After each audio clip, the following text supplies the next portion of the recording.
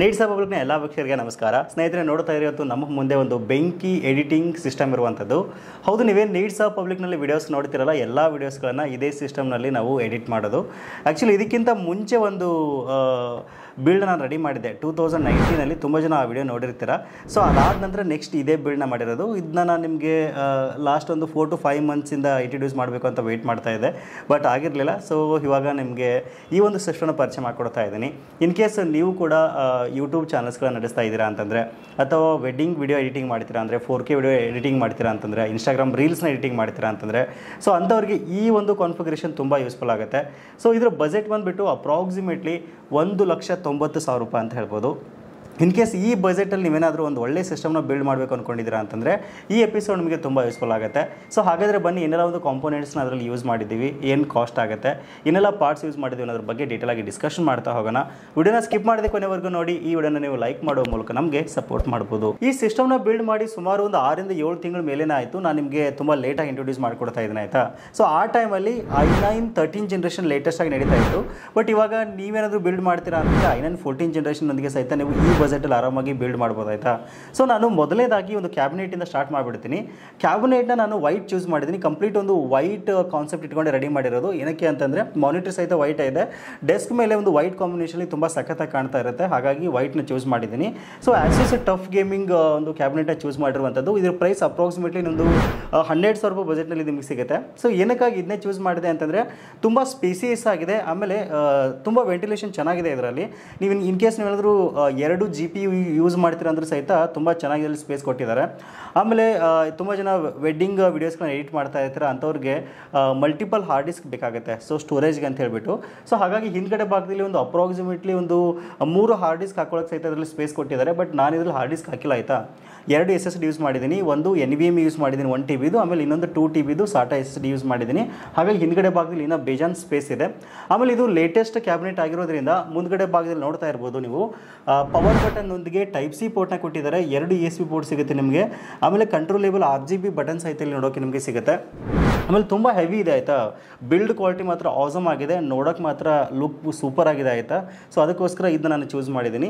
ಇನ್ನು next processor ಬಗ್ಗೆ ಮಾತಾಡೋದಾದ್ರೆ, ನಾನು ನಿಮಗೆ ಮೊದಲೇ ಹೇಳಿದೆ i9 13 ಜನರೇಷನ್ ನಾನು ಯೂಸ್ ಮಾಡಿದ್ದೀನಿ. ಇನ್ ಕೇಸ್ ಈ ಟೈಮಲ್ಲಿ ನೀವು ಬಿಲ್ಡ್ ಮಾಡ್ತೀರಾ ಅಂದರೆ 14 ಜನರೇಷನ್ ಆರಾಮಾಗಿ ನೀವು ಚೂಸ್ ಮಾಡ್ಬೋದು. ಸೊ ಒಂದು CPU ಪ್ರೈಸ್ ಬಂದುಬಿಟ್ಟು ಅಪ್ರಾಕ್ಸಿಮೇಟ್ಲಿ ನಿಮಗೊಂದು 46,000 ರೂಪೀಸ್ವರೆಗೂ ಆಗುತ್ತೆ. ಇನ್ನು ಬೋರ್ಡ್ ಬಂದುಬಿಟ್ಟು ಗಿಗಾಬೈಟ್ ಅವರ ಒಂದು ಬೋರ್ಡ್ನ ಯೂಸ್ ಮಾಡಿದ್ದೀನಿ. ಆ್ಯಕ್ಚುಲಿ ಇದರಲ್ಲಿ ಬೋರ್ಡ್ ಬ್ಲ್ಯಾಕ್ ಇರೋದಕ್ಕೆ ಒಂಥರ ಅಟ್ರಾಕ್ಷನ್ ಅದೇ ಕಾಣ್ತಾ ಇದೆ. ಇದರಲ್ಲಿ ವೈಟ್ ನಾನು ತುಂಬ ಟ್ರೈ ಮಾಡಿದೆ, ಬಟ್ ಸಿಗಲಿಲ್ಲ. ಬೋರ್ಡ್ ಎಕ್ಸಾಕ್ಟ್ಲಿ ನಿಮಗೆ ಗಿಗಾಬೈಟ್ Z70 ನಾನು UD ಯೂಸ್ ಮಾಡಿದ್ದೀನಿ. ಇದು ವಿತೌಟ್ ವೈಫೈ, ಆಯಿತಾ. ಸೊ ಏನಕ್ಕೆ ಅಂದರೆ ಒಂದು 3,500 ರೂಪಾಯಿ ಉಳಿತಾಯ ಮಾಡೋಕ್ಕೋಸ್ಕರ ನಾನು ವಿತೌಟ್ ವೈಫೈ ಇರೋ ಬೋರ್ಡ್ನ ಚೂಸ್ ಮಾಡಿದ್ದೀನಿ. ಏನಕ್ಕೆ ಅಂದರೆ ನಾನು ಜಾಸ್ತಿ ಲ್ಯಾನ್ ಕೇಬಲ್ ಯೂಸ್ ಮಾಡೋದ್ರಿಂದ ನನಗೆ ವೈಫೈ ಯೂಸ್ ಆಗ್ತಾ ಇರಲಿಲ್ಲ. ಬಟ್ ಸ್ಟಿಲ್ ವೈಫೈಗೋಸ್ಕರ ನಾನು ವೈಫೈ ಕಾರ್ಡ್ನ ಹಾಕೊಂಡಿದ್ದೀನಿ. ಒಂದು 1,000 ರಿಂದ 1,500 ರೂಪೀಸ್. ಆಮೇಲೆ ಲೇಟರ್ ನಾನು ಬಿಲ್ಡ್ ಮಾಡಿ ಆಫ್ಟರ್ 1 or 2 ಮಂತ್ ಹಾಕೊಂಡಿದ್ದೆ. ಆ ಟೈಮಲ್ಲಿ ಬಜೆಟ್ನ ನಾನು ಮ್ಯಾಚ್ ಮಾಡಬೇಕಾಗಿತ್ತು, ಅದಕ್ಕೋಸ್ಕರ. ಇನ್ನು ನೆಕ್ಸ್ಟು ರ್ಯಾಮ್ ಬಗ್ಗೆ ಹೇಳೋದಾದರೆ, DDR5ನಲ್ಲಿ 64 GB ರ್ಯಾಮ್ನ ಯೂಸ್ ಮಾಡಿದ್ದೀನಿ. 32 GB ಸ್ಟಿಕ್ನ 2 ಯೂಸ್ ಮಾಡಿದ್ದೀನಿ. G-Skill ಯೂಸ್ ಮಾಡಿರುವಂಥದ್ದು. ಈ ಟೈಮಲ್ಲಿ ಕೋರ್ಸರ್ನ ಆರಾಮಾಗಿ ಯೂಸ್ ಮಾಡ್ಬೋದು. ಅದ್ರ ಪ್ರೈಸ್ ಬಂದುಬಿಟ್ಟು 1 ಸ್ಟಿಕ್ಕಿಗೆ ನಿಮಗೆ ಅಪ್ರಾಕ್ಸಿಮೇಟ್ಲಿ ಒಂದು 7,500 ರೂಪಾಯಿನಲ್ಲಿ ಸಿಕ್ಬಿಡುತ್ತೆ. ಇನ್ನು ನೆಕ್ಸ್ಟು 1 TB ನಾನು NVMe SSD ಯೂಸ್ ಮಾಡಿದ್ದೀನಿ, MSI ಅವ್ರದ್ದು C-Drive ಅಂತ ಹೇಳ್ಬಿಟ್ಟು. ಆಮೇಲೆ ಸ್ಟೋರೇಜ್ಗೆ ಅಂತ ಹೇಳ್ಬಿಟ್ಟು SATA SSD ಯೂಸ್ ಮಾಡಿದ್ದೀನಿ 2 TB EVM ಅವ್ರದ್ದು. ಸೊ SATA EVM ನಿಮಗೆ ಒಂದು 10,000 ರೂಪಾಯಿ ಬಜೆಟಲ್ಲಿ ಸಿಕ್ಕರೆ, MSI NVMe ಒಂದು 6,700 ಅಥವಾ 7,000 ಬಜೆಟಲ್ಲಿ ಸಿಕ್ಬಿಡುತ್ತೆ.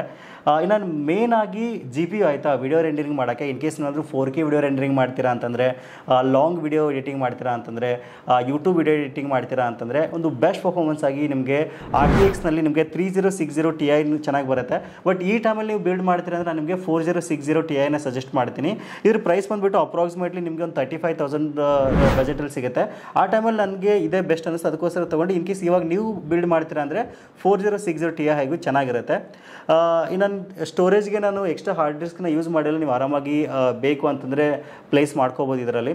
ನಾನು ಮೇನಾಗಿ ಪವರ್ ಸಪ್ಲೈ ಬಗ್ಗೆ ಹೇಳೋದು ಮರೆತೆ, ಡೀಪ್ ಕೂಲ್ ಅವರು ಒಂದು 850 ವ್ಯಾಟ್ SFPSನ ಯೂಸ್ ಮಾಡಿದ್ದೀನಿ. ತುಂಬ ಚೆನ್ನಾಗಿದೆ.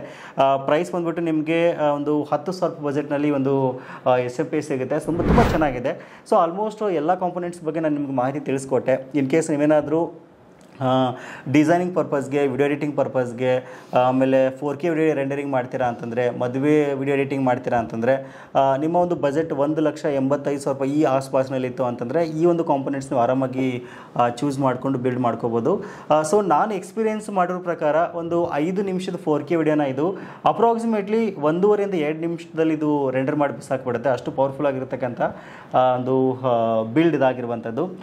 ಆಮೇಲೆ ಇನ್ನೊಂದು ಹೇಳೋದು ಮರೆತೆ ನಾನು ನಿಮಗೆ, ಗ್ಯಾಲಾಕ್ಸಿ ಅವ್ರ ಒಂದು ಕೂಲೆಂಟ ನಾನು ಇಲ್ಲಿ ಯೂಸ್ ಮಾಡಿದ್ದೀನಿ ಆಯಿತಾ. ಸೊ ಅದು ಸಹಿತ ನಿಮ್ಗೆ ವೈಟಲ್ಲೇ ಸಿಗುತ್ತೆ.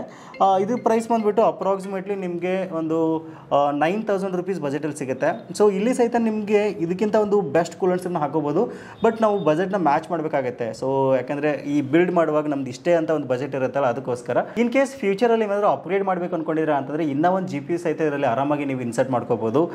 ಸೊ ಇಷ್ಟು ನಿಮಗೆ ಸಾಕು ಅಂದ್ಕೊಳ್ತೀನಿ. 3060 ಬದಲಾಗಿ ನೀವೇನಾದ್ರು 4060 ಹಾಕೊಂತೀರಾ ಅಂದರೂ ಸಹಿತ ಆರಾಮಾಗಿ ಏನು ತೊಂದರೆ ಇಲ್ಲ.